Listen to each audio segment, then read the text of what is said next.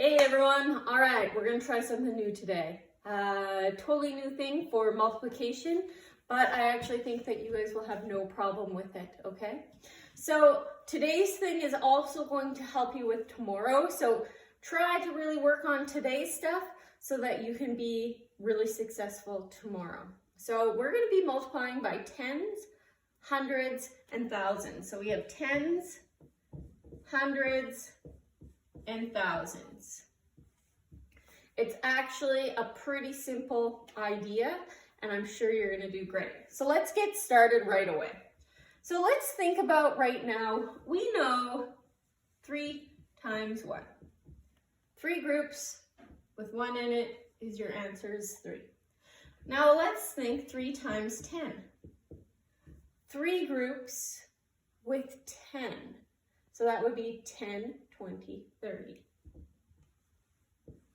All right. Then if we went to 3 times 100, we already know 3 times 1 is 3. So we can just assume then 3 groups of 100 is 300. Perfect. And then we can finally do 3 groups with 1,000 in them. So if you had 3 little groups and there was 1,000 in each group, you know if you added that together, you have 3,000. Okay, so as you move up, you can see if you know your 3 times tables, so 3 times 1 is 3. Then once you get to 3 times 10, notice the pattern. 1 0, you'll have 1 0 over here. If you have 2 zeros, you're going to have to add your 2 zeros on that side. And if you have your 3 zeros, you're adding 3 zeros to that side. All right, so let's try one more. Let's say I gave you the number, let's just do 3 times 2.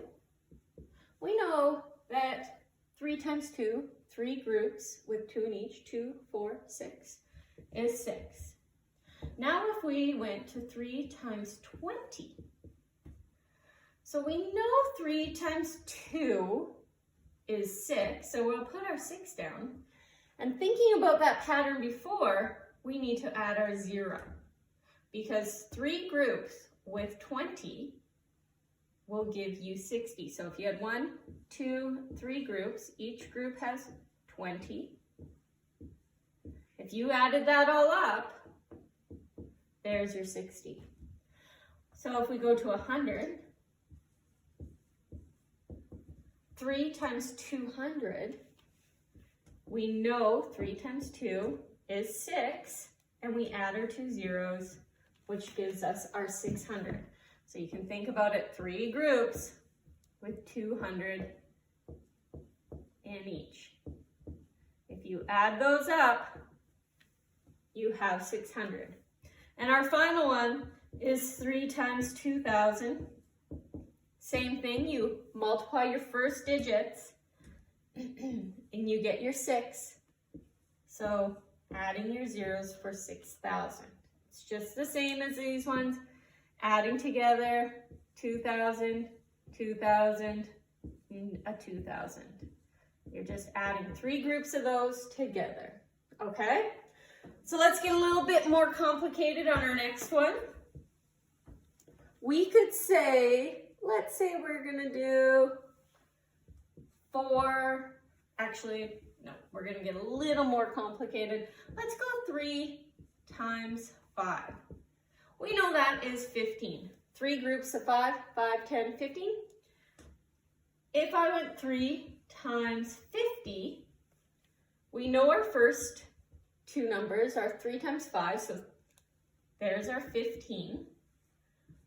But we have to add the 0 because it would be 3 groups of 50, adding them together.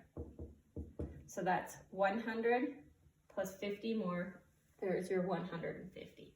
It's just 1 0 on this side, 1 0 from there. 3 times 500, same thing.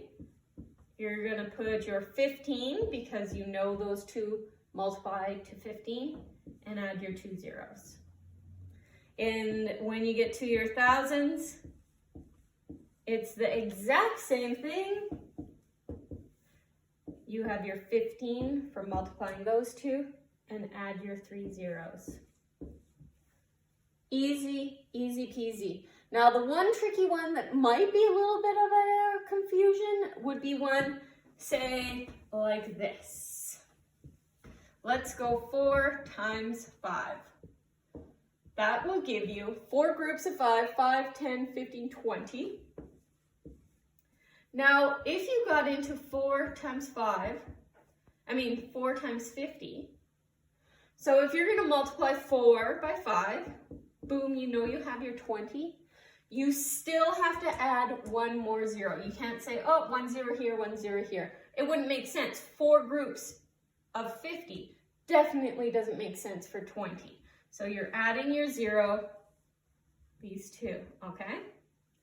So 4 times 500, we know 4 times 5 is 20, and you add 2 more zeros to make it 2,000. Those 2 zeros. Then 4 times 5,000, we know that we have 20, and then we add 1, 2, 3 zeros, 1, 2, 3 zeros. All right, so that's how we do our multiplying by tens, hundreds, and thousands. I hope it makes sense. I know it's brand new material for you guys. Give it a whirl, see how it works, and then try your worksheet, send it to me. Okay, if you have any questions, shoot me an email and we'll get it organized. Hopefully it is all smooth sailing. We'll talk to you soon.